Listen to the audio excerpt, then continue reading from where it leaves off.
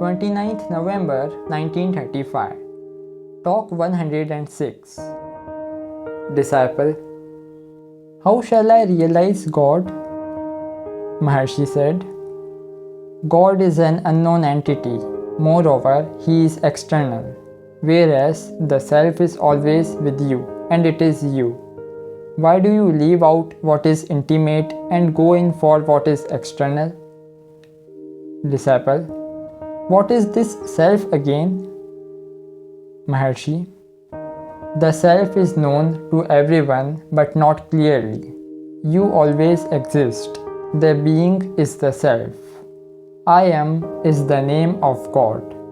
Of all the definitions of God, none is indeed so well put as the statement in Bible, I am that I am, in Exodus chapter 3.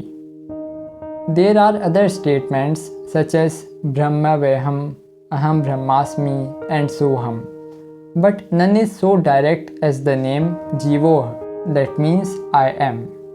The absolute being is what is.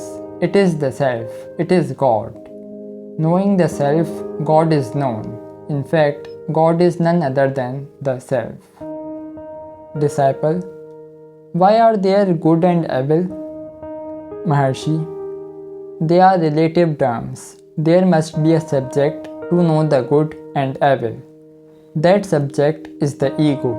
Trace the source of the ego. It ends in the self. The source of the ego is God. This definition of God is probably more concrete and better understood by you. Disciple: so it is. How to get bliss? Maharshi: bliss is not something to be got. On the other hand, you are always bliss.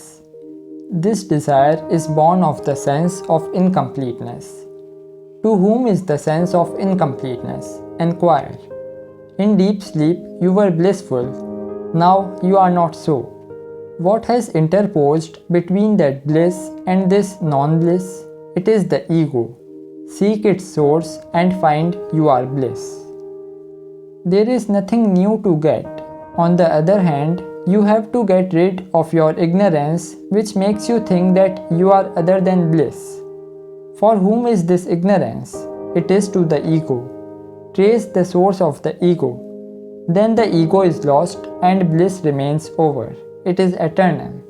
You are that here and now. That is the master key for solving all your doubts. The doubts arise in the mind. The mind is born of the ego. The ego rises from the self. Search the source of the ego and the self is revealed. That alone remains. The universe is only expanded self. It is not different from the self. Disciple: what is the best way of living? Maharshi: it differs according as one is jnani or ajnani. A jnani does not find anything different or separate from the self. All are in the self. It is wrong to imagine that there is the world, that there is a body in it, and that you dwell in the body. If the truth is known, the universe and what is beyond it will be found to be only in the self. The outlook differs according to the sight of the person. The sight is from the eye. The eye must be located somewhere. If you are seeing with the gross eyes, you find others gross. If with subtle eyes, that is the mind, others appear subtle. If the I becomes the self being infinite, the I is infinite. There is nothing else to see different from the self. He thanked Maharshi. He was told that the best way of thanking is to remain always as the self.